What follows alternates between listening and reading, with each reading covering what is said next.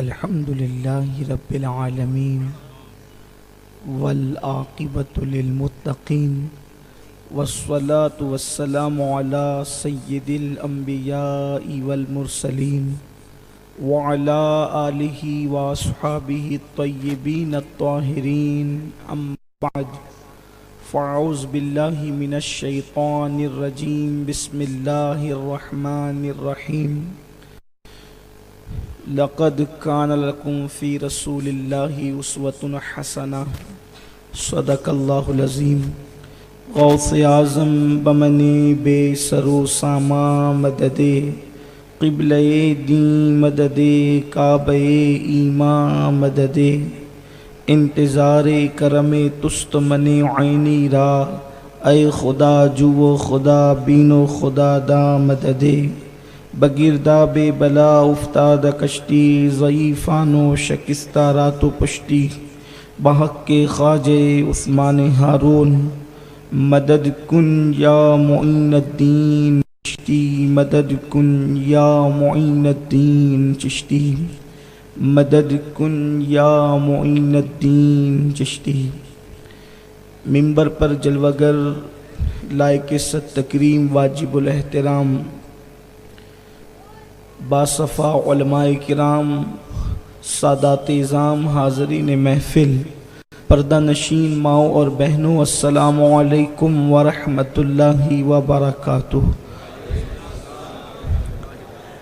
انتہائی عقیدت و محبت کے ساتھ اپنے اور ساری کائنات کے مرکز عقیدت انیس بے کساں چارہ ساز درد منداں ہم غریبوں کے غم گسار ہم فقیروں کی ثروت شہر یار ارم تاجدار حرم نو بہار شفاعت شب اسرا کے دولہا نوشے بزم جنت دانائے سبل مولائے کل ختم الرسل خسرو خوباں سیاح لامکاں وجہ کن فکاں در اللہ المکنون سر اللہ المخزون عالم ما کانا وما یکون آب و گل انبیاء جانو دل اصفیاء مطلع ہر سعادت مقطع ہر سیادت خلاصہ کائنات فخر موجودات حضور احمد مجتبی محمد مصطفیٰ ارواحنا فدا صلی اللہ تعالی علیہ وآلہ وصحبہ وبارک وسلم کی بارگاہ بے کس پناہ میں جس طریقے سے پڑھاؤں بلند آواز سے میرے ساتھ مل کر پڑھیں۔ الصلاۃ والسلام علیک یا رسول اللہ، الصلاۃ والسلام علیک یا نبی اللہ، الصلاۃ والسلام علیک یا حبیب اللہ وعلی آلک واصحابک یا نور اللہ صلی اللہ تعالی علیہ وسلم۔ ہم خاک ہے اور خاک ہی ماوا ہے ہمارا، ہم خاک ہے اور خاک ہی ماوا ہے ہمارا، خاکی تو وہ آدم جد اعلیٰ ہے ہمارا۔ ہم خاک اڑائیں گے اگر خاک نہ پائی، ہم خاک اڑائیں گے اگر خاک نہ پائی، جس خاک میں مدفون شہ والا ہے ہمارا۔ آج کی یہ محفل مہاپولی کی سرزمین پر سیرت النبی صلی اللہ علیہ وآلہ وسلم کے حوالے سے انعقاد پذیر ہے، اور ہمارے برادر عزیز جناب سروش بھائی صاحب نے مجھے بہت سارے عناوین کے حوالے سے پابند کیا ہے۔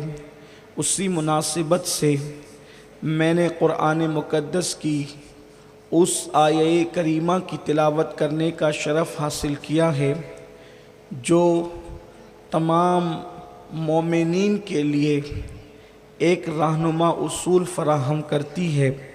اللہ تبارک و تعالیٰ اس کے متعلق مجھے حق کہنے اور آپ تمامی خواتین و حضرات کو حق سن کر اس پر عمل کرنے اور اسے عام کرنے کی توفیق عطا فرمائے۔ میرے پیارے آقا صلی اللہ تعالیٰ علیہ وسلم کے پیارے دیوانوں، انسان عبادت تو کرتا ہے لیکن اس کی عبادت قبولیت کے درجے تک پہنچے، یہ ایک مرحلہ ہوتا ہے۔ پھر اس کے بعد قبولیت کے درجے پر پہنچنے کے بعد پھر اس کے نامہ اعمال میں اس کا اجر محفوظ رہے، یہ دوسرا مرحلہ ہوتا ہے۔ انسان یہ تصور کرتا ہے کہ عبادت کرنے کے بعد میرا بیڑا پار ہے۔ اگر صرف عبادت کی بنیاد پر کسی کو نجات کا ساحل مل سکتا تھا تو 80,000 سال تک عبادت کرنے والا لعنت کا طوق نہ پہنتا۔ 80,000 سال تک عبادت کرنے والے کی گردن میں لعنت کا طوق نہ ڈالا جاتا۔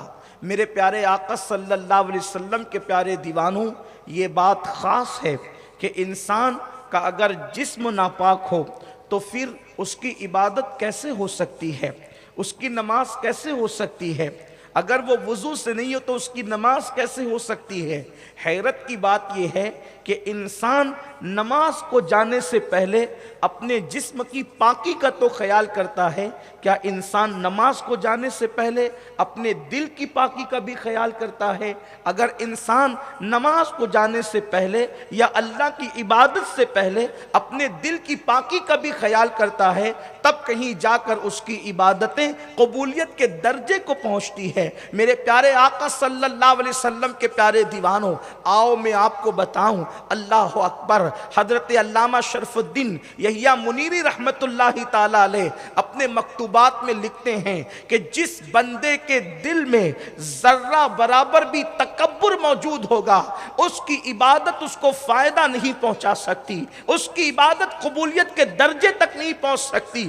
ذرہ برابر، رائی کے دانے کے برابر بھی انسان کے دل کے اندر اگر تکبر موجود ہے تو اس کی عبادت قبول نہیں ہے، اس کی عبادت کا قبولیت کا درجہ نہیں مل سکتا۔ اللہ اکبر۔ اب یہ کیسے پتا چلے کہ انسان کے دل میں تکبر ہے یا نہیں ہے؟ تو خود ہی ارشاد فرماتے ہیں، اگر ایک انسان اپنے آپ کو سارے انسانوں سے حقیر سمجھتا ہے، ایک انسان سارے انسانوں کو اپنے سے بہتر سمجھتا ہے لیکن ایک انسان کو اپنے سے حقیر سمجھتا ہے، یعنی ایک انسان کا تصور یہ ہے میں سب سے چھوٹا، سب سے حقیر، سب سے ذلیل، ساری دنیا کے انسانوں سے اپنے آپ کو حقیر سمجھا لیکن ایک انسان سے اپنے آپ کو بہتر سمجھا۔ علامہ شرف الدین لکھتے ہیں ابھی بھی اس کے دل میں تکبر باقی ہے اور اللہ اس کی عبادت کو قبول نہیں فرمائے گا۔ میرے پیارے آقا صلی اللہ علیہ وسلم کے پیارے دیوانوں، اب ذرا دیکھیں، انسان یہ جو تصور کرتا ہے میری دعاؤں کی برکتیں مجھے نہیں ملتی، میری عبادتوں کی برکتیں مجھے نہیں ملتی، میرے آقا صلی اللہ علیہ وسلم کے دیوانوں، اس کی وجہ کیا ہے؟ ہمارے دلوں کے اندر جو غرور ہے، کسی کے دل میں نسب کا غرور، کسی کے دل میں علم کا غرور، کسی کے دل میں دولت کا غرور، کسی کے دل میں حسن کا غرور، کسی کے دل میں جوانی کا غرور، کسی کے دل میں اقتدار کا غرور۔ اچھی طرح یاد رکھو، تکبر انسان کو شیطان بنا دیتا ہے۔ سب کو شیطان نے ہلاک کیا ہے۔ شیطان سے پہلے کون سا شیطان تھا؟ شیطان سے پہلے کون سا شیطان تھا جس نے شیطان کو شیطان بنایا؟ تو سب کو شیطان بگاڑتا ہے، اور شیطان کو جس نے کفر تک پہنچایا اس کے بارے میں قرآن کہتا ہے ابا واستکبر وکان من الکافرین، وہ تکبر کیا اس نے اور وہ کافروں میں سے ہو گیا۔ دولت پہ غرور کرنے والا فرعون بنتا ہے، اللہ اکبر۔ اقتدار پہ غرور کرنے والا نمرود بنتا ہے، اپنے آپ پہ غرور کرنے والا، اپنے علم پہ غرور کرنے والا شیطان بنتا ہے۔ اللہ اکبر۔ میرے آقا صلی اللہ علیہ وسلم کے پیارے دیوانوں، جس نے اپنی تجارت پر غرور کیا، جس نے اپنی جوانی پہ غرور کیا، وہ بخت نصر بنتا ہے۔ اللہ اللہ، دیکھیں تو صحیح، مغروروں میں کوئی بھی خدا کا محبوب نظر نہیں آئے گا، مغروروں میں کوئی بھی خدا کا محبوب نظر نہیں آئے گا، اور جتنے محبوبین نظر آئیں گے ان میں غرور نظر نہیں آئے گا۔ پتا چلا محبوب خدا بننا ہے تو دل سے غرور نکال دو، اللہ تمہیں مقام محبوبیت عطا فرمائے۔ दौलत का गुरूर भी अच्छा नहीं, नसब का गुरूर भी अच्छा नहीं, ताकत का गुरूर भी अच्छा नहीं, जवानी का गुरूर भी अच्छा नहीं। कुर्बान जाए, अल्लाह ने कितनी बुलंदी दी महबूब को, उनसे ज्यादा कोई बुलंद हो सकता है? खुदा की इज्जत की कसम, मुस्तफा जाने रहमत की बुलंदी को कोई बयान नहीं कर सकता। वो इतने बुलंद हैं, सारी बुलंदियां उनके कदमों में सजदा रेज है। महपोली वालों, अगर मुस्तफा जाने रहमत की बुलंदी को समझना है, पहली बात तो समझ नहीं सकते, लेकिन इशारा देता हूं, देखो ये दुनिया है, इसके ऊपर आसमान है, उसके ऊपर दूसरा आसमान है, उसके ऊपर तीसरा आसमान है, उसके ऊपर चौथा आसमान है, उसके ऊपर पांचवा आसमान है, उसके ऊपर छठा आसमान है, उसके ऊपर सातवां आसमान है, उसके ऊपर सिदरतुल मुंतहा है, मकामात की इंतहा है।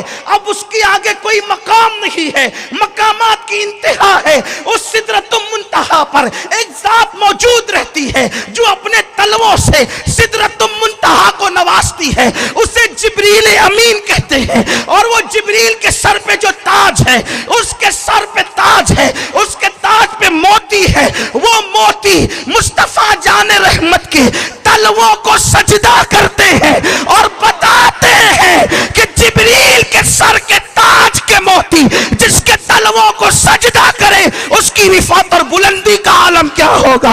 इमाम अहले सुन्नत कहते हैं, ताज रूहुल कुद्स के मोती जिसे सजदा करे, ताज रूहुल कुद्स के, बुलंदी देखें, बुलंदी देखें, ताज रूहुल कुद्स के मोती जिसे सजदा करे, रखती है कितना वकार। अल्लाह अकबर। बुलंदी का अंदाजा करें, जिसके साथ सफर करने में जिब्रील के पर थके, जिसके साथ सफर करने में जिब्रील के पर थके, वो जिब्रील जो पलक के झपकते जमीन पर आता है, लेकिन जब मुस्तफा जाने रहमत के साथ सफर करते हैं वही जिब्रील अमीन, तो अहले सुन्नत का इमाम उसकी अक्कासी यूं करता है, थके ते रूहुल अमी के बाजू, कहां वो दामन कहां वो पहलू, रिकाब छूटी उम्मीद टूटी, निगाहे हसरत के वलवले। इस पर कोई तवज्जो भी करे। थकने वालों की 3 पोजीशन होती है, थकने वालों की 3 पोजीशन होती है। पहली पोजीशन ये होती है कि थकते थकते हम सफर के साथ चलने वाले की रफ्तार कुछ कम होने लगती है, तो वो क्या करता है, वो अपनी थकन का एहसास जब उसे होने लगता है तो वो सोचता है कि मैं इसके साथ जा नहीं सकूंगा, तो वो दामन पकड़ लेता है। यही होता है, उसको अपनी थकन का एहसास हुआ, पहली मंजिल, दूसरी मंजिल, वो दामन पकड़ लेता है, जा नहीं सकूंगा। तीसरी मंजिल, जब उसके हाथ से वो दामन भी छूटता है और हम सफर आगे जाता है, अब वो चल नहीं सकता, तो उसकी निगाहें उसको हसरत से देखती है। अहले सुन्नत के इमाम ने थकन की पहली मंजिल बयान नहीं की जिब्रील के, थकन की आखिरी मंजिल बयान। एक है थकना, एक है थक के दामन पकड़ना, दूसरा है दामन छूट जाए तो हसरत से देखना। मेरा इमाम कहता है, थके ते रूहुल अमी के बाजू, कहां वो दामन कहां वो पहलू, रिकाब छूटी उम्मीद टूटी, निगाहे हसरत के वलवले थे। ये शान है हुजूर अलैहिस्सलाम की। और इतने कुर्ब में पहुंचे, उतने कुर्ब में कोई नहीं पहुंच सकता। सुम्मा दना फतदल्ला फकान काब कौसैनी औ अदना। मूसा कहे रब्बि इश्रह ली सदरी, और कुरान उनके बारे में बिन मांगे कहे अलम नशरह लका सदरक। उनके लिए कुरान कहे व रफाना लका जिक्रक। उनके बारे में कुरान कहे वलल आखिरतु खैरुल लका मिनल ऊला। उनके बारे में कुरान कहे, बल्कि उनकी शान रिफात ये है, उनकी शान रिफात ये है कि अल्लाह अकबर, वो सो जाते हैं तो कुरान आता है, वो चादर ओढ़ लेते हैं तो कुरान आता है, वो कंकरी उठा के फेंक देते हैं तो कुरान कहता है वमा تمہاری نہیں پھینکی، تیرے خدا نے پھینکی۔ ان کی رفعت یہ ہے، ان کے کام کو قدرت اپنا کام کہے، جو ان کے ہاتھ پہ بیعت کرے خدا کہے ان الذین یبایعونک انما یبایعون اللہ، جو تیرے ہاتھ پہ بیعت کرتے ہیں وہ تیرے ہاتھ پہ نہیں کرتے، وہ قدرت کے ہاتھ پہ بیعت کرتے ہیں۔ یہ شان ہے ان کی۔ 17 انبیاء ان کے امتی بننے کی دعا کرتے ہیں، 17 انبیاء ان کے امتی بننے کی دعا کرتے ہیں۔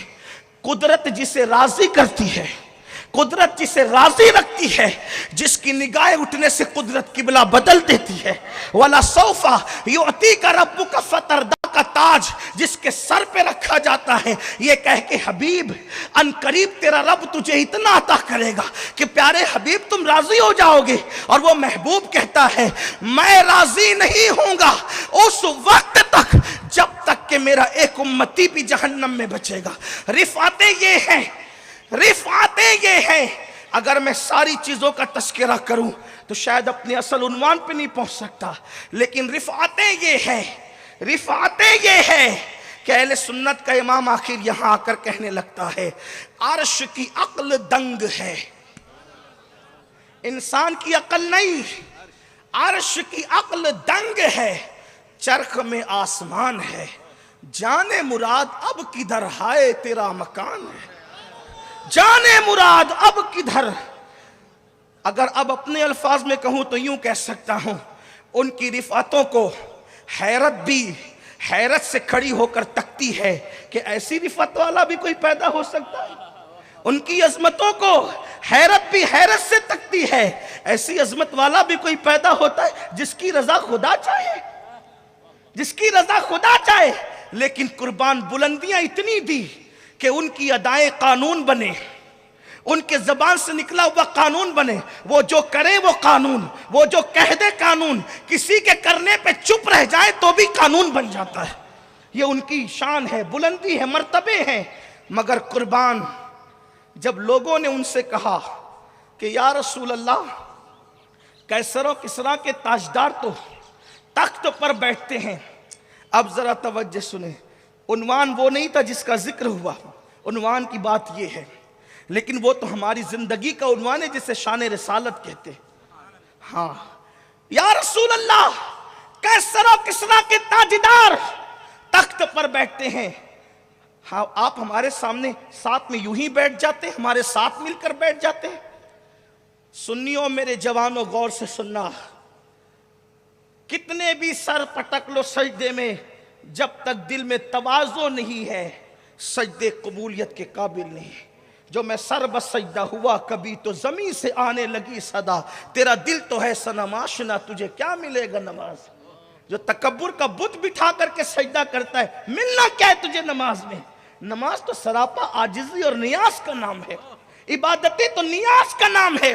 اللہ کے رسول سے صحابہ کہتے ہیں یا رسول اللہ صلی اللہ علیہ وآلہ وسلم قیصر و کسریٰ کے تاجدار تو تخت پر بیٹھتے ہیں اور آپ ہمارے ساتھ یوں ہی بیٹھ جاتے ہیں، اگر آپ کہیں ہم آپ کو ایک چبوترا بنا دیتے ہیں، اس چبوترے پہ آپ بیٹھیں تاکہ آنے والا آپ کو دیکھ کر پہچان لے۔ مصطفیٰ جان رحمت نے فرمایا نہیں، میں امتیازی شان سے جینا نہیں چاہتا، میں امتیازی شان سے جینا نہیں چاہتا۔ سارے امتیازات جس کے لیے پیدا کیے وہ کہتے ہیں میں امتیازی شان سے جینا نہیں چاہتا۔ اللہ اگر حضور فرماتے ہیں میں بندہ ہوں، بندوں کی طرح زندگی گزارنا چاہتا ہوں، آپ اندازہ فرمائیں۔ اور یہاں تو بندگی ہے کہاں، بندہ پن ہے کہاں، یہاں تو خواہشات کے غلام بن گئے۔ اللہ کے رسول علیہ السلام فرماتے ہیں، ابن حجر مکی نے لکھا کہ زمین کے اوپر جھوٹے خداؤں میں سب سے زیادہ اگر کسی کو پوجا جاتا ہے تو وہ لوگوں کا نفس ہے، وہ لوگوں کی نفسانی خواہشات ہے۔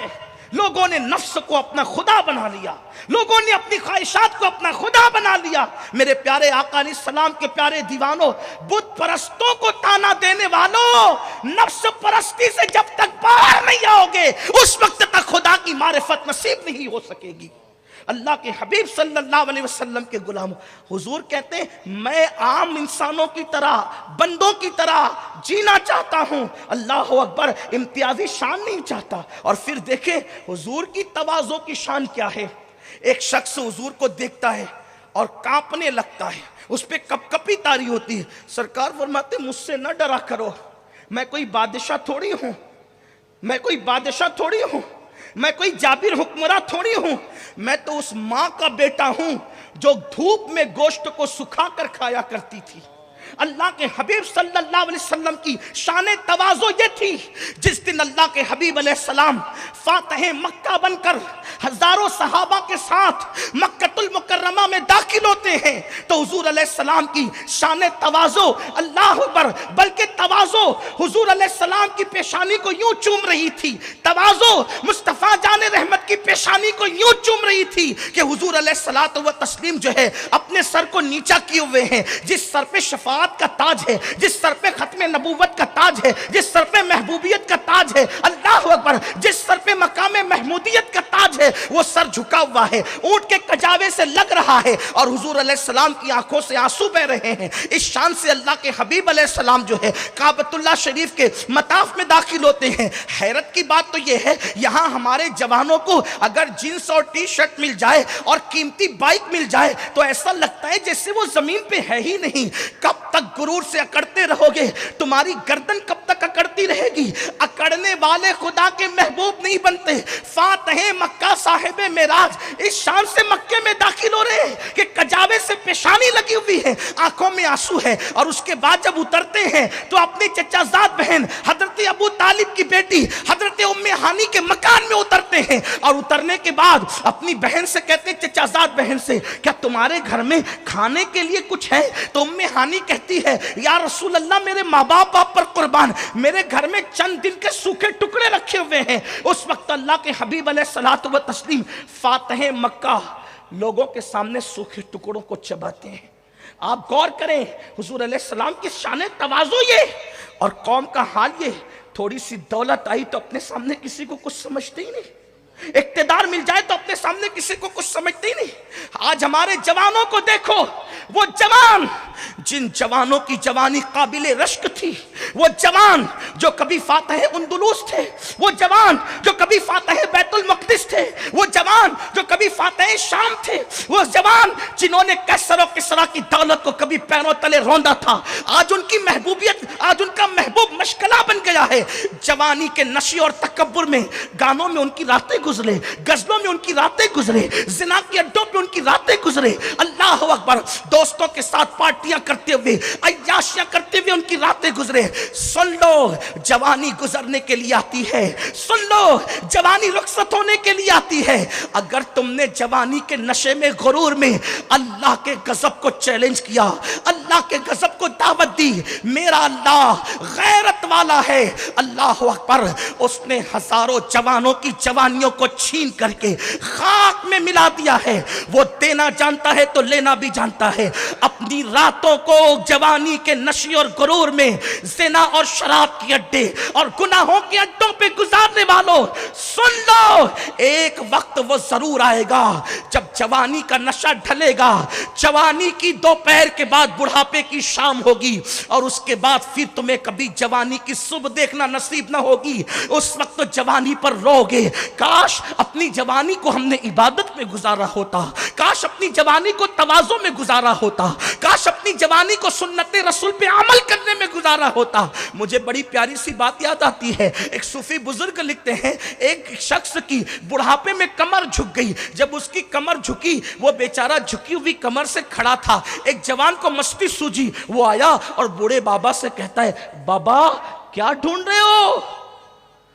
وہ بوڑھا چڑچڑا بوڑھا نہیں تھا، وہ جاہل اور اجٹ نہیں تھا، بڑا حکمت والا تھا وہ بوڑھا. جب جوان نے اس کو چھیڑا نا، بابا کیا ڈھونڈ رہے ہو؟ بڑی سنجیدگی سے کہا، بیٹا گم شدہ جوانی تلاش کر رہا ہوں. جب میں تیری طرح جوان تھا تو میں بھی آوارگی کی راہ پر تھا. آج میں اس جوانی کو ڈھونڈتا ہوں، آواز دیتا ہوں. ہائے ہائے، پارکوں کی راتوں میں میوزک کے سائے میں جوانی کی راتیں گزارنے والوں، ایک وقت تم پہ وہ ضرور آئے گا جب تمہاری کمر، تمہارے گھٹنے جواب دے چکے ہوں گے، تمہارے نرم نرم گدے تمہارے لیے کانٹوں سے زیادہ سخت ترین بن چکے ہوں گے، تمہاری بیوی بھی تمہارا ساتھ چھوڑ چکی ہوگی. طبیعت کے اعتبار سے تمہارے پوتا پوتی تمہارے ساتھ تو ہوں گے، لیکن قلبی اور ذہنی طور پہ وہ تمہارے ساتھ نہیں ہوں گے۔ اس وقت تو کائنات میں تم سب کے ساتھ رہ کر بھی اپنے آپ کو اکیلا تصور کرو گے، اس لیے کہ جو قدرت کے غضب کو چیلنج کرتے ہیں قدرت انہیں اکیلا کر دیتی ہے، اور جو قدرت کے نام پہ جان دیتے ہیں تنہائی میں بھی انجمن آرائیاں ہوتی ہے۔ اچھی طرح یاد رکھنا، اس وقت چہرے پہ چادر ڈال کر سسکیاں لیتے ہوئے کہو گے کاش تو مجھے جلدی موت دے دے تو تیرا احسان ہو، اس وقت تو موت بھی نہیں آئے گی، اس لیے کہ جو جوانی میں آوارگی اور عیاشیاں اور غرور کر کے خدا کے غضب کو چیلنج کرتے ہیں قدرت انہیں ذلت سے پہلے موت نہیں دیتی، اس سے پہلے کہ تم وہ دن دیکھو یا وہ شخص وہ دن دیکھے جو جرائم کر رہا ہے۔ کتنا غرور کرو گے؟ غرور کے نشے میں ایک دوسرے کو پہ ہاتھ اٹھاتے ہو، ایک دوسرے کو حقیر سمجھتے ہو، ایک دوسرے کو گالیاں دیتے ہو، پڑوسیوں کا حق تلف کرتے ہو، کسی کا مال لے کر کے ہڑپ کرتے ہو۔ سنو، میرے امام اہل سنت سیدی اعلیٰ حضرت فرماتے ہیں کسی مسلمان کو بے وقوف بھی مت کہنا، کسی مسلمان کو بے وقوف کہنا بھی حرام ہے۔ لوگوں نے پوچھا امام یہ بے وقوف اتنا چھوٹا سا لفظ اور آپ کہتے ہیں حرام ہے، بے وقوف کہنا حرام ہے؟ فرمایا تو نے حدیث نہیں پڑھی؟ من اذا مسلمن فقد اذانی ومن اذانی فقد اذى اللہ، او کما قال صلی اللہ علیہ وآلہ وسلم، کہ جس نے کسی مسلمان کو اذیت دی اس نے محمد الرسول اللہ کو اذیت پہنچائی، اور جس نے اللہ کے رسول کو اذیت پہنچائی اس نے اللہ کو اذیت پہنچائی۔ اب بتاؤ حضور کو اذیت پہنچانا حرام ہے کہ نہیں؟ یہاں تو کسی مسلمان کو بے وقوف نہیں کہہ سکتے، اور اب تو مسلمانوں کا حال یہ کہ وہ بیوی کو بھی ماں بہن کی گالیاں دیتا ہے۔ ہند الولی سرکار غریب نواز رضی اللہ تعالیٰ عنہ فرماتے ہیں جس نے کسی مومن کو گالی دی مرنے سے پہلے توبہ نہیں کی، اس سے معافی نہیں مانگی، ڈر ہے مرے گا تو کہ اس کا ایمان اس سے چھین نہ لیا جائے۔ لوگ دین کہاں جانتے ہیں؟ صرف داڑھی اور ٹوپی کا نام دین رکھا ہے۔ اللہ کے رسول علیہ السلام فرماتے ہیں التقوی ہاں ہونا۔ کسی بہت بڑے عاشق رسول نے کہا تھا تنہائی میں تو جیسا ہے وہی تیری حقیقت ہے، تنہائی میں تو جیسا ہے وہی تیری حقیقت ہے، ورنہ لوگوں کے سامنے تو بدماش بھی شریف بنتے ہیں۔ اپنی تنہائیاں دیکھو، اپنی سوچ دیکھو، اپنی فکر دیکھو۔ تو میرے آقا علیہ السلام کے پیارے دیوانوں، اللہ کے حبیب علیہ السلام کی تواضع کیا تھی؟ قربان جائے، تھوڑی سی دولت آتی اور لوگ تکبر کرتے، گھمنڈ کرتے۔ حضور کے پاس دولت کتنی تھی؟ حضور سے بڑا کائنات میں کوئی دولت مند نہیں ہوا ہے۔ آسماں خان، زمین خان، زمانہ مہمان، صاحب خانہ لقب کس کا ہے؟ تیرا تیرا۔ کریم ایسا ملا کہ جس کے کھلے ہیں ہاتھ اور بھرے خزانے، بتاؤ اے مفلسوں کے پھر کیوں تمہارا دل اضطراب میں ہے۔ امام قسطلانی لکھتے ہیں جب اللہ کے رسول کی ولادت ہوئی، حضور کی ولادت ہوئی، تو ننھے سے ہاتھ میں چابیوں کا گچھا دیکھا حضرت آمنہ نے، حیران ہوئی کہ میرے گھر میں تجوریاں نہیں تو چابیاں آئی کہاں سے؟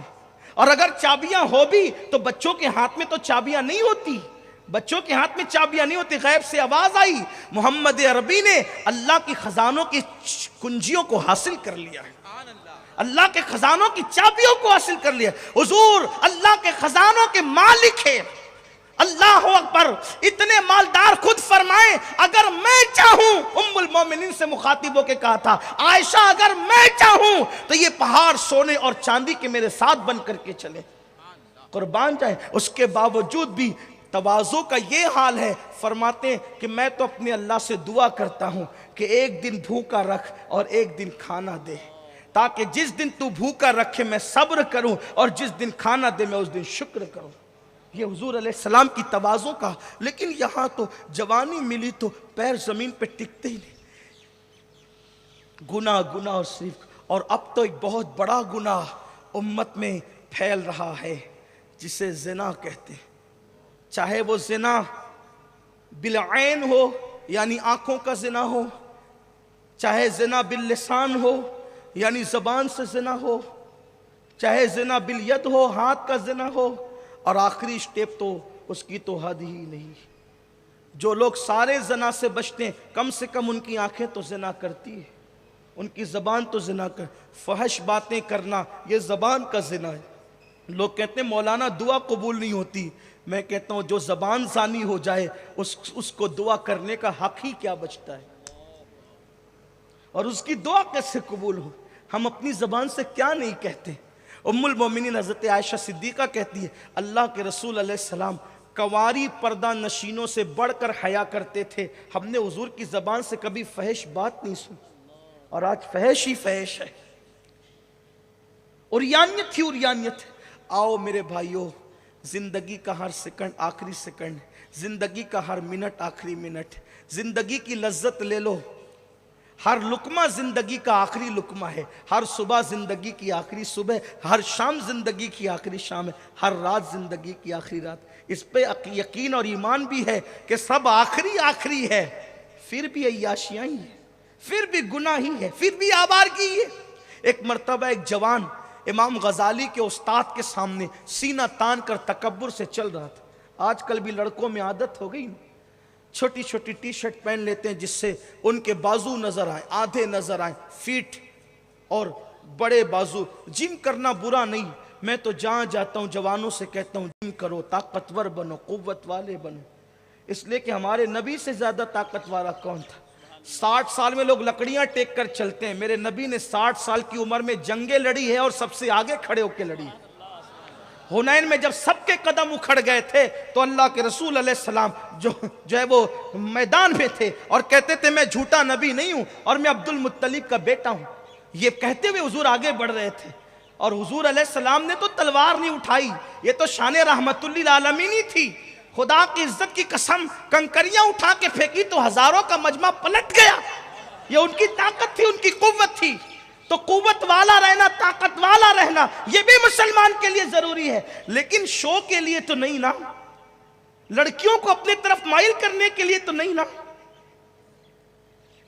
یاد رکھنا اللہ کے حبیب صلی اللہ علیہ وآلہ وسلم ارشاد فرماتے ہیں کہ معراج کی شب میں نے جب جہنم میں جھانکا تو دیکھا کہ کچھ مرد اور عورتیں ایسی تھی جن کی چمڑیاں آگ کی کینچی سے کاٹی جا رہی تھی۔ میں نے پوچھا یہ کون ہے؟ تو کہنے لگے جبریل آقا یہ وہ لوگ ہیں، یہ لڑکے وہ ہیں جو بن سنور کر اس لیے نکلتے تھے کہ لڑکیاں ان کو دیکھ کر ان کے فتنے میں مبتلا ہوں، اور لڑکیاں بن سنور کر اس لیے نکلتی تھی کہ لڑکے ان کو دیکھ کر ان کے فتنے میں مبتلا ہو۔ حسن نمائش کے لیے نہیں ہے۔ آج کل یہ ہو گیا نا کہ وہ بازو بتاتے ہیں، ڈنڈ بتاتے ہیں، موٹا جسم بتاتے ہیں۔ اگر یہی سب رہا اللہ راضی نہ ہوا، یہ موٹا جسم قبر کے کیڑے کھائیں گے۔ بنا لو بنا لو، خوب بناؤ جسم، قبر کے کیڑوں کی غذا تیار کر رہے ہو۔ اور اگر اللہ راضی ہے انشاءاللہ قیامت تک جسم تو جسم ہے، جسم سے لگنے والے کفن کا بھی نقصان نہیں ہو سکتا۔ محنت کر رہے ہو نا جسم کے لیے، ارے جسم کو بنانے کے لیے محنت کر رہے ہو، کوئی پابندی نہیں، مگر یاد رکھنا جسم کو بنانے کے لیے 2-2 گھنٹے اٹھک بیٹھک کرنے والوں، ذرا جسم کو قبر میں بچانے کے لیے بھی کچھ محنت کر لو۔ جسم بچانے کے لیے محنت، 2 گھنٹے اٹھ بیٹھ کر رہے ہو، اور ظہر کی 4 رکعت نہیں پڑھ سکتے، عصر کی 4 رکعت نہیں پڑھ سکتے؟ جم میں جا کر 2 گھنٹے جسم بنانے کے لیے میں نہیں روکتا تجھے جسم سے، میرے جوان جا، تاکہ دنیا کے دوسرے جوانوں کو پتا چلے کہ ہمارے یہاں بزدل نامرد نہیں بلکہ طاقتور رہتے ہیں۔ عید کے دن جب میرے نبی کے سامنے بچے کھیل رہے تھے، فاروق اعظم نے کہا یہ بچے کیوں کھیل رہے ہیں؟ سرکار نے فرمایا عمر کھیل لے دو تاکہ یہودیوں کو پتا چلے کہ ہمارے یہاں دقیانوسیت نہیں ہے، رہبانیت نہیں ہے، ہمارے بچے بھی کھیلنا جانتے ہیں۔ او کما قال صلی اللہ علیہ وآلہ وسلم، یہ بات ہے اللہ کے رسول، جاؤ جم میں جاؤ، مگر 2 گھنٹے جسم بنانے کے لیے محنت کرنے والے 10 منٹ کے لیے جسم بچانے کے لیے مسجد میں بھی آ جا، وہاں جائے گا تو جسم بنے گا، یہاں آئے گا تو جسم بچے گا، اور بنانے سے زیادہ بچانا اہم ہے۔ اگر یہ فلسفہ جانتے ہو تو آؤ، سنی دعوت اسلامی یہی مشن چاہتی ہے۔ سنی دعوت اسلامی کا مقصد یہی ہے، ایک مرد قلندر تمہاری زمین کے قریب سے اٹھا اور اس نے اپنی جوانی کی پرواہ نہیں کی، اپنے گھر کی پرواہ نہیں کی، اپنے بزنس کی پرواہ نہیں کی۔ تم لوگ خود گواہ ہو تمہارے بڑے کہ وہ بائک پر تمہاری زمین پر آتا تھا، اس لیے نہیں کہ نوٹ لے یا اوٹ لے، اس لیے آتا تھا کہ بھٹکے ہوئے ہاہو کو پھر سوئے حرم لے چل، اور تمہارے دلوں میں محبت رسول کا چراغ روشن کرتا تھا۔ اسی کو دنیا کا جو ہے وہ سنی دعوت اسلامی کے قائد و امیر کے نام سے جانتی۔ لیکن قوم کا کیا کہا جائے، برا ہو ہماری قوم کا، جنہوں نے گلیوں کو سجایا، جنہوں نے محلوں کی سڑکیں بنائی، جنہوں نے بریج اور پل بنائے، لوگ ان کو تو یاد رکھتے ہیں، جنہوں نے عشق رسول والے دل بنائے، لوگ ان کے ساتھ ہی وفا بھول جاتے ہیں۔ میرے آقا صلی اللہ علیہ وسلم کے دیوانوں، اہل ماپولی کو ہم لوگ رشک کی نظر سے دیکھتے ہیں کہ سنی دعوت اسلامی کا مرکزی ادارہ ماپولی کے اندر موجود ہے، مشہور ہے، پوری دنیا میں اس ادارے نے تمہارے گاؤں کا نام روشن کیا ہے۔ تم لوگ خوش نصیب ہو، بہت خوش نصیب ہو۔ ارے جس کا بچہ قبر میں جس کا بچہ بسم اللہ زمین کے اوپر پڑے، قبر سے اس کے باپ سے عذاب اٹھا لیا جاتا ہے۔ جن کی بستی میں رات و دن قرآن پڑھا جاتا رہے، انہیں کتنی برکتیں نصیب ہوگی۔ ماپولی والوں محسوس کر سکتے ہو تو کر لو، جامعہ حرا سے پہلے کیا تھے اور اب اللہ نے تمہیں کیا بنا دیا، اس کو تم محسوس کر سکتے۔ تمہاری زمین خدا نے بڑھا دی، تمہاری زمین کی قیمتیں بڑھا دی، اس میں ہمارا کوئی کمال نہیں، یہ قرآن کی تلاوت کی برکت ہے۔ اس لیے کہ تلاوت قرآن جہاں ہوگی اللہ اسے برکتیں ہی برکتیں عطا فرمائے گا۔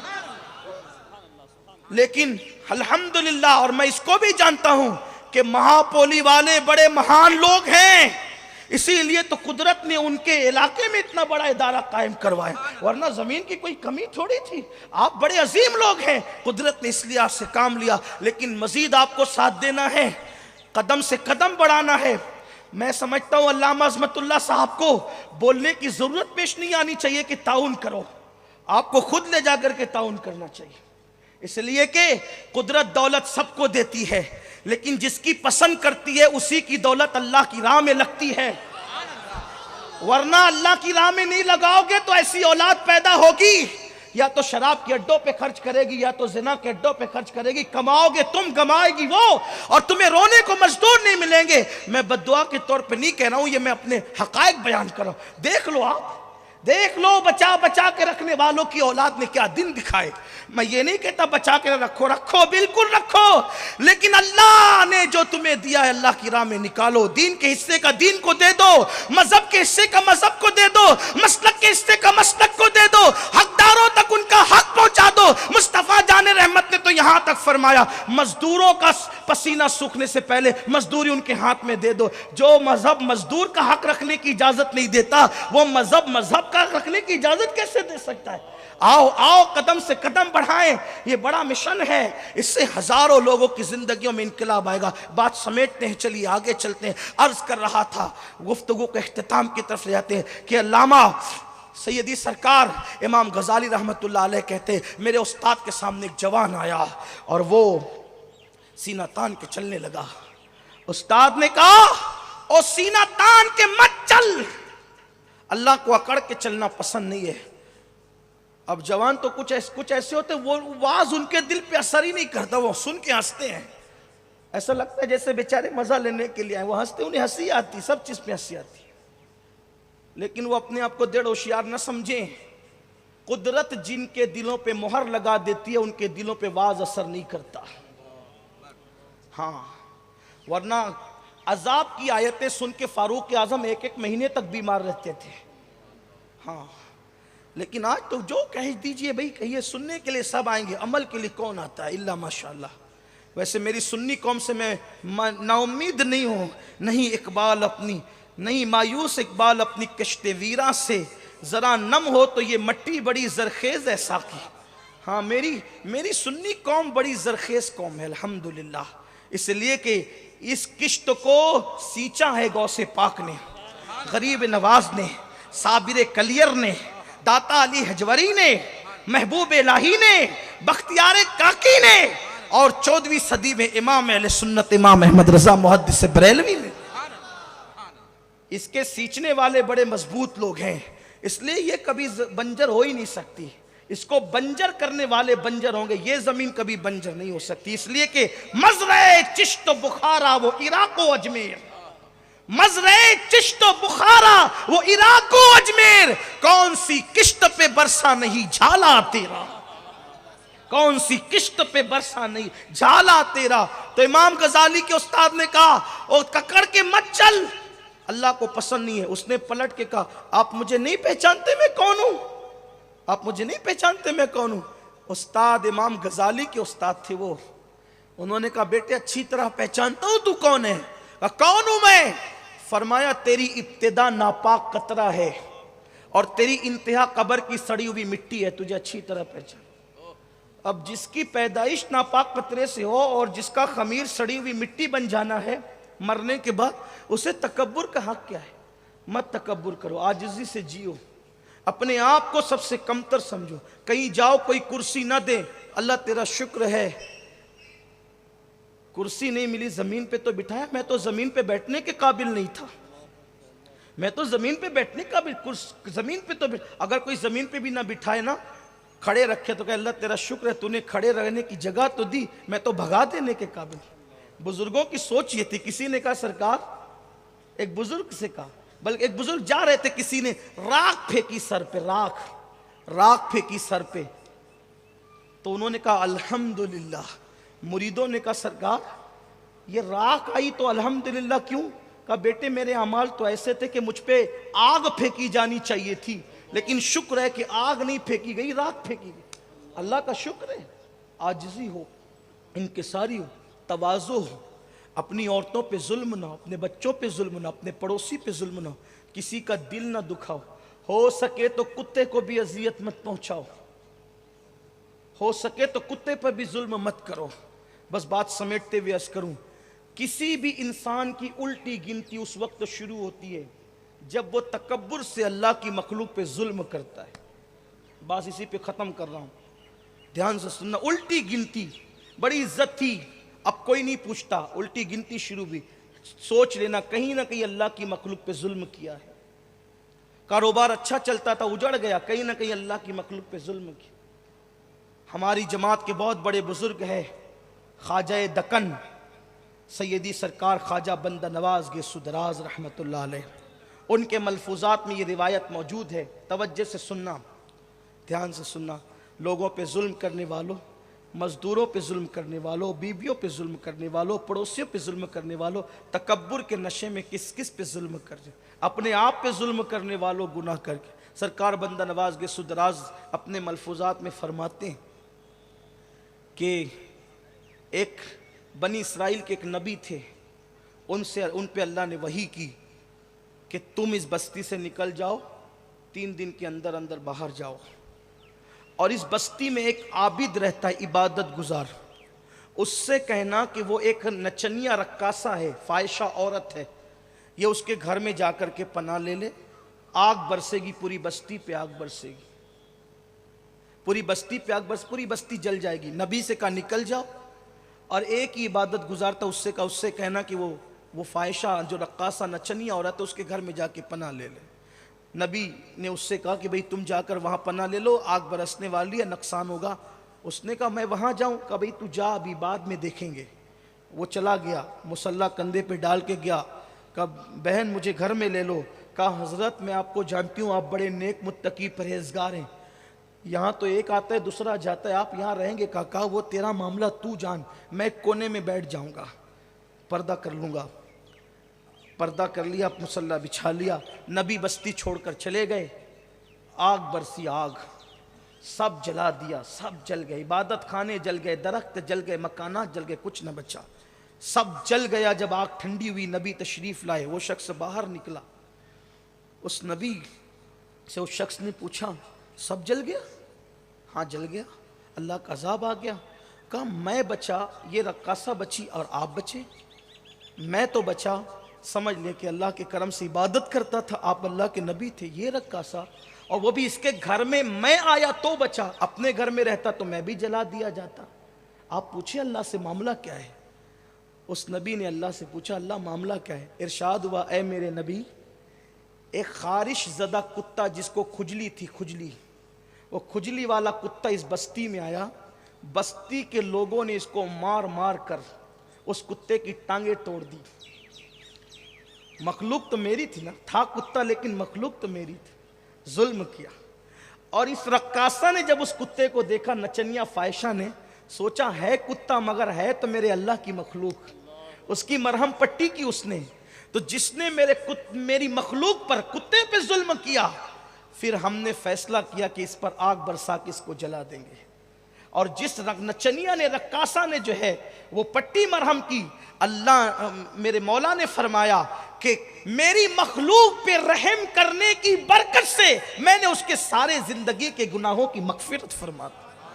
سوچو اگر کتے پہ ظلم ہو تو بستی قدرت جلا دیتی ہے، اب بتاؤ جو انسانوں پہ ظلم کرے ان کا انجام کیا ہوگا، ان کی کیفیت کیا ہوگی؟ اس لیے بڑے سے بڑا نقصان اٹھا لینا مگر کسی کا دل مت دکھانا۔ اللہ کے نزدیک مومن کے دل کو خوش کرنے سے بڑی کوئی نیکی نہیں، اور مومن کا دل دکھانے سے بڑا گناہ کوئی نہیں۔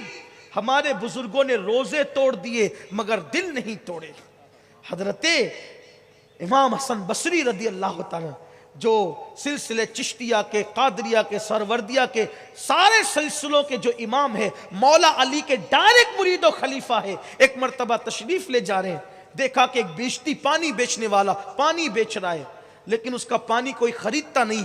امام حسن بصری کو دیکھ کر، ان کے مریدوں کو دیکھ کے وہ کہتا ہے اے اللہ جو میرا پانی خریدے تو اس پہ رحم فرما۔ امام حسن بصری نے پیسے دیے، پانی خریدا، پینے لگے، کیونکہ وہ یہ کہہ رہا تھا اللہ جو میرا پانی خریدے اس پہ رحم فرما، کیونکہ صبح سے میرا پانی کسی نے خریدا نہیں ہے، میں اپنے بچوں کے لیے کیا لے کر کے جاؤں گا۔ حسن بصری نے لیا، پانی لیا، بیٹھ کے پینے لگے۔ مریدوں نے کہا چائے سے زیادہ تو پیالیاں ہی گرم ہوتی ہے ہر دور میں۔ مریدوں نے کہا کہ سرکار آپ کا روزے آپ کو یاد نہیں؟ فرمایا یاد ہے بیٹے، یاد ہے، اچھی طرح یاد ہے، میں روزے سے ہوں۔ کہا پھر پانی کیوں پیا؟ اس لیے کہ آپ کا روزے، آپ کو پانی نہیں پینا چاہیے تھا، روزہ ٹوٹ جائے گا۔ فرماتے ہیں جانتا ہوں، اچھی طرح جانتا ہوں روزہ ٹوٹ جائے گا، ارے نفل روزہ ہے، آج ٹوٹا کل اس کی قضا کر لوں گا، لیکن اس مسلمان کا دل ٹوٹتا تو میں اس کی قضا کب کرتا۔ روزہ توڑ دیا، دل نہیں توڑا۔ یاد رکھو یہ اسلام ہے، یہ اسلام کی تعلیمات ہے۔ یہاں تو نہ کسی کے دل کا خیال، نہ کسی کے دل ٹوٹنے کا خیال، بس اپنی دھن ہے، اپنا نشہ ہے، اپنا نشہ ہے، اپنا نشہ ہے، آؤ نکلو، ورنہ اعمال بھی اکارت ہو جاتے ہیں تکبر سے۔ ابن حجر مکی رحمۃ اللہ علیہ لکھتے ہیں حضرت عیسیٰ علیہ السلام کے ساتھ ایک قافلہ جا رہا تھا، عیسیٰ پیغمبر کے ساتھ علیہ السلام قافلہ جا، پیچھے پیچھے عیسیٰ علیہ السلام کے حواری چل رہے تھے، حواری لوگ چل رہے تھے۔ ایک پاپی گنہگار مجرم بندہ دور سے دیکھا اللہ کے نبی کو، بہت خوبصورت تھے عیسیٰ علیہ السلام اور جوانی پورے شباب پر تھی۔ اللہ کے پیغمبر عیسیٰ علیہ السلام کو دیکھا، دیکھنے کے بعد سوچا کاش کہ میں پاپی نہیں ہوتا، شرابی نہیں ہوتا، مجرم نہیں ہوتا، گندا نہیں ہوتا، چور نہیں ہوتا، تو میں بھی اللہ کے نبی کے ساتھ چلتا۔ پھر سوچا یار کتنا بھی پاپی ہے چلو چھوڑو، لیکن ایک دو قدم تو نبی کے ساتھ چل لوں، ایک دو قدم تو نبی کے ساتھ چل تو لوں۔ جیسی قدم بڑھایا، عیسیٰ علیہ السلام کے ایک حواری نے دیکھا، ہم جیسے اپنے نبی کے ساتھیوں کو صحابی کہتے ہیں نا، وہ لوگ حواری کہتے ہیں۔ حواری نے دیکھا، دیکھنے کے بعد سوچا ارے یہ پاپی نبی کے ساتھ چلنے کی اس کی اوقات کیا ہے، نبی کے ساتھ چلنے کے حقدار تو ہم نیک لوگ ہیں۔ اس کے دل میں خیال آ گیا۔ ابن حجر لکھتے ہیں یہ خیال آنا تھا اس پاپی کو کیا حق ہے نبی کے ساتھ چلنے کا. نبی کے ساتھ چلنے کا حق تو ہم نیک لوگوں کا ہے. اللہ نے حضرت عیسیٰ پہ وحی فرمائی, عیسیٰ اس حواری سے بھی کہہ دے اور اس پاپی سے بھی کہہ دے کہ دونوں برابر ہو گئے. اس کی عاجزی سے اس کے گناہ معاف ہو گئے, اس کے تکبر سے اس کی نیکیاں ضائع ہو گئی. اب دونوں کو بولو کہ وہ نئے سرے سے عمل کرے. سوچو یہ عاجزی کی برکت ہے. لوگ تہجد پڑھنے 5 وقت کی نماز پڑھنے اپنے آپ سامنے کسی کو کچھ سمجھتے ہی نہیں. اس لیے مسلمانوں آؤ اپنے نبی کی سنتوں پہ عمل کرو. میرے نبی میں تواضع کیا تھی. آج کسی کے پاس دولت آئے تو یوں ہاتھ دیتے ہیں, بلکہ آج کل تو میں دیکھ رہا ہوں ایسے مصافحہ کرا جاتا ہے, ایسے ایسے. چٹنی دے رہے ہو, کیا چٹا رہے ہو؟ دولت نے اتنا مغرور کیا تمہیں, ایسے مصافحہ کرتے ہو. یوں کپڑا ہاتھ میں رکھ کر کے بھی مصافحہ کرنا سنت نہیں ہے. میرے نبی جن کے ہاتھوں کو قدرت ید اللہ کہتی ہے, جب کسی کے ہاتھ میں ہاتھ دیتے تو جب تک وہ ہاتھ نہیں چھوڑتا تھا اللہ کے رسول اپنا ہاتھ نہیں چھوڑاتے تھے. یہ میرے نبی تھے, یہ میرے آقا کی ذات ہے. جب تک وہ ہاتھ نہ چھوڑے میرے رسول نے ہاتھ نہیں چھوڑا. کوئی ملنے آیا تو جب تک کہ وہ جاتے وقت خود حضور کی طرف پیٹ نہیں کرتا تھا, میرے نبی نے بھی اس کی طرف کبھی پیٹ نہیں فرمایا. سوچیں ذرا, اس کو دروازے تک پہنچانے کے لیے حضور آئے. اگر وہ مدینہ منورہ کا رہنے والا ہے تو دروازے تک آئے. مدینہ منورہ کے باہر کا آیا ہوا مہمان ہے تو اس کو سنیت الوداع تک چھوڑنے کے لیے تشریف لے گئے. یہ میرے نبی کا انداز ہے. اور ہمارا حال کیا ہو گیا؟ بس سب چلتا ہے, سب چلتا ہے. کہاں تک چلتا چلتا لگاؤ گے؟ آئیڈیل ہمارے لیے للو پنجو پپو یہ آئیڈیل نہیں ہے. قرآن کہتا ہے لَقَدْ كَانَ لَكُمْ فِي رَسُولِ اللَّهِ أُسْوَةٌ حَسَنَةٌ, تمہارے نبی کی زندگی میں تمہارے لیے بہترین نمونہ ہے. آؤ جس نے دشمنوں کے بھی دل جیتے ہیں اپنی معصوم اداؤں سے, اس نبی کی سیرت کی طرف آئیں اس کی طرف جس نے دشمنوں کو اپنا کیا. آؤ اس کی طرف جس نے غیروں کو اپنا کیا. آؤ اس کی طرف جس نے گالیاں سن کر دعائیں دی. آؤ اس کی طرف جس نے پتھر کھا کر دعائیں دی. آؤ اس کی طرف جس کو زخمی کیا گیا پھر بھی انہوں نے دعائیں دی. آؤ اس کی طرف جس کو ستایا گیا دعائیں دی. اللہ اکبر. کعبے کے اندر عبادت کرنے کو دل چاہتا ہے, کعبے کے اندر عبادت کرنے کو دل چاہتا ہے. کلید بردار کعبہ عثمان بن طلحہ کے پاس آتے ہیں اور آ کر کہتے ہیں عثمان میرا جی چاہ رہا ہے کہ اندر کعبے میں جا کے عبادت کروں. کلید بردار کعبہ مسلمان نہیں ہوئے تھے, کہتے ہیں سب کو دوں گا تم کو نہیں دوں گا. مگر قربان میرے نبی نے کبھی برائی کا بدلہ برائی سے نہیں دیا. فرمایا عثمان آج چابی تیرے پاس ہے, تو مجھے نہیں دے رہا ہے, انشاءاللہ کل یہ چابی میرے پاس آئے گی, میں تجھے دوں گا اور قیامت تک کے لیے دوں گا. ہمیں کوئی کہنا کہ میں نہیں دوں گا, بیٹا میرا موقع آنے دے پھر دیکھ تجھے بتاتا ہوں. لیکن قربان یہ میرے آقا کی سنت ہے, تو نہیں دے رہا ہے میں تجھے دوں گا, تو چند منٹ کے لیے نہیں دے رہا ہے میں تجھے قیامت تک کے لیے دوں گا. اور عثمان بن طلحہ کو فتح مکہ کے دن جب آئے نا تو اپنا وعدہ کیسے یاد رکھا. خوشی میں تو لوگ کیا کیا بھول جاتے ہیں. کہا عثمان بن طلحہ کدھر ہے؟ کہا عثمان جب آئے کہا تم نے مجھے نہیں دی تھی نا, یہ لو, اور یہ تمہارے خاندان میں قیامت تک رہے گی. صرف چابی نہیں دی, چابی نہیں دی, قیامت تک خاندان کی ضمانت بھی عطا فرما. 14 صدیاں بیت گئی ہے, بہت سارے صحابہ جن کی اولاد کا کوئی نشان نہیں ہے, لیکن عثمان بن طلحہ کی اولاد اب بھی ہے. بہت سارے صحابہ ایسے اولاد تو ہے مگر مکے میں نہیں ہے. بہت سارے ہیں جن کی اولاد مدینے میں نہیں ہے, لیکن عثمان بن طلحہ کی اولاد بالکل یقینی طور پر مکۃ المکرمہ کے اندر موجود ہے. تو میرے نبی نے صرف چابی نہیں دی بلکہ قربان قیامت تک کی نسل کی ضمانت. ہے کوئی ایسا جو چابی نہ دے اس کو اولاد کی ضمانت بھی دے رہے؟ یہ اپنے نبی کی سیرت ہے, یہ اپنے آقا کی سنت ہے. آؤ ہم نے سیرت, سب کی سیرت پڑھی, اس کی سیرت نہیں پڑھی. تیری سیرت تیری صورت زمانے سے نرالی ہے, تیری ہر ہر ادا پیارے دلیل بے مثالی ہے. खुदा शाहिद کہ روزے حشر کا کھٹکا نہیں رہتا مجھے جب یاد آتا ہے کہ میرا کون والی ہے. دل تو بہت چاہتا ہے آپ سے بہت باتیں کروں, بہت دن کے بعد آیا ہوں, اور عنوان ایسا چھڑا ہے جو حضور کی زندگی, حضور کی تواضع, حضور کی سیرت کا باب ہے, لیکن جو ہے وہ آپ کی بھی ذمہ داریاں, میری بھی ذمہ داریاں. ماشاءاللہ ہمارے سروج بھائی سے ہمارے بڑے پرانے تعلقات ہیں. 97 میں جب یہ آئے تھے ہمارے یہاں اسکول کے ایک کام سے ٹریننگ لینے کے لیے, اس وقت میری عمر بہت چھوٹی تھی, اس وقت سے ہمارے ان کے تعلقات ہیں. آج الحمدللہ ایک بار پھر آپ کی خدمت کے لیے آیا ہوں. اللہ سے دعا کرتا ہوں کہ اللہ تبارک و تعالی ہم سب کو توفیق دے, حضور کی سیرت پڑھیں, حضور کی سیرت سیکھیں, حضور کی سیرت پہ عمل کریں. اور اگر گفتگو کے درمیان کوئی غلطی ہو گئی ہو تو اللہ تعالیٰ اپنے حبیب کے صدقے معاف فرمائے. استغفر اللہ ربی من کل ذنب واتوب الیہ. اور ہمارے مولانا صاحب نے بھی اشارہ کیا کہ آپ جانتے ہیں وادی نور پہلے 2-3 نومبر تھا, پھر 22-23 ہو گیا, اور اب اے رضا ہر کام کا ایک وقت ہے, دل کو بھی آرام ہو ہی جائے گا. اب انشاءاللہ وادی نور کا اجتماع 27, 28 اور 29 دسمبر کو ہوگا انشاءاللہ. 27, 28, 29 دسمبر کو ہوگا انشاءاللہ تبارک و تعالی. 27 7 2 9 8 2 10 اور 9 2 11, یعنی ماشاءاللہ دیکھیں کیسی تاریخیں آ رہی ہے. 9 10 11 اس کا جمع ہوتا ہے, یعنی یہ لوگ جو لوگ علم جفر وغیرہ جانتے ہیں نا, یہ اس کی اہمیتوں کو جانتے ہیں. یہ بڑی برکت والی تاریخیں آ رہی ہے, 27, 28 اور 29 دسمبر. اور مہینہ کون سا؟ 12واں مہینہ.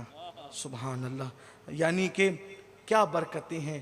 اچھا حیرت بھی یہ ہے کہ عربی چاند کا مہینہ 11ویں کا ہوگا اور انگریزی مہینہ 12ویں کا ہوگا, تو 11ویں بھی اور 12ویں بھی.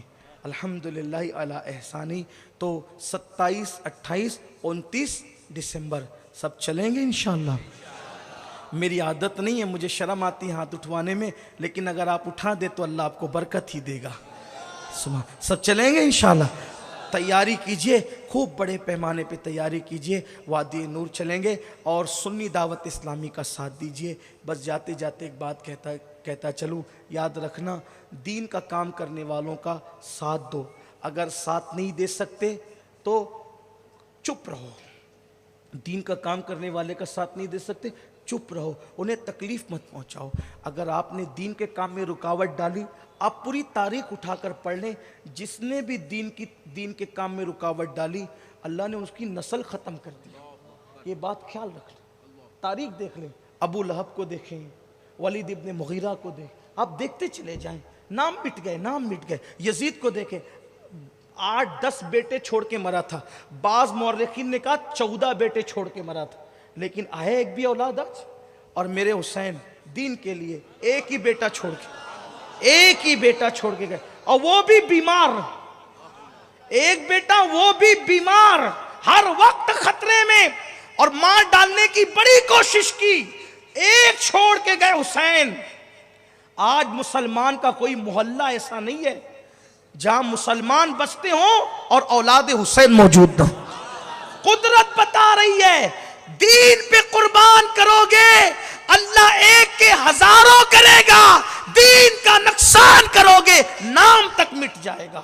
اس لیے دین کا نقصان مت کرنا, یا دین کا کام کرو, کام کرنے والوں کا ساتھ دو, نہیں دے سکتے ان کے لیے دعا کرو, نہیں دعا کرنے کی بھی توفیق ہے, چپ رہو, کام کرنے والوں کو کام کرنے دو, ورنہ نقصان آپ کا ہے, کیونکہ اللہ کا دین کبھی مٹنے والا نہیں ہے. حضرت کافی مراد آبادی کے اشعار پہ اپنی گفتگو اختتام پر, کوئی گل باقی رہے گا نہ چمن رہ جائے گا, کوئی گل باقی رہے گا نہ چمن رہ جائے گا, بس پر رسول اللہ کا دین حسن رہ جائے گا. اطلس و کم خاک ان اطلس و کم خواب کی پوشاک پر نازا نہ ہو، اطلس و کم خواب کی پوشاک پر نازا نہ ہو، اس تنے بے جان پر خاکی کفن رہ جائے گا۔ ہم سفیر و باغ میں ہیں کوئی دم کا چہچہا، ہم سفیر و باغ میں ہیں کوئی دم کا چہچہا، بلبلیں اڑ جائے گی سونا چمن رہ جائے گا۔ جو پڑے گا صاحب لولاک کے اوپر درود، جو پڑے گا صاحب لولاک کے اوپر درود، آگ سے محفوظ اس کا تن بدن رہ جائے گا۔ نام شاہانہ زمان، نام شاہانے زمان مٹ جائیں گے، نام شاہانے زمانہ مٹ جائیں گے، نام و نشانے باقی پنجتن رہ جائے گا، پنجتن کا نام و نشان باقی رہ جائے گا۔ اور آخر میں کہتے ہیں کہ سب فنا ہو جائیں گے، سب فنا ہو جائیں گے، کافی وہ لیکن حشر تک سب فنا ہو جائیں گے۔ یہ نعت اس وقت کافی نے لکھی تھی جب ان کو پھانسی دینے کے لیے لے کر جا رہے تھے، اور انگریزوں نے پوچھا تھا کافی تیری آخری خواہش کیا ہے؟ تو کہا تھا میری آخری خواہش یہ ہے کہ 2 رکعت نماز پڑھوں اور ایک نبی کی نعت لکھوں۔ سب فنا ہو جائیں گے، کافی وہ لیکن حشر تک نعت حضرت کا زبانوں پر سخن رہ جائے گا، نعت حضرت کا زبانوں پر سخن رہ جائے گا۔ اللہ ہم سب کو توفیق بخشے۔ وما علینا الا البلاغ۔ السلام علیکم ورحمۃ اللہ وبرکاتہ۔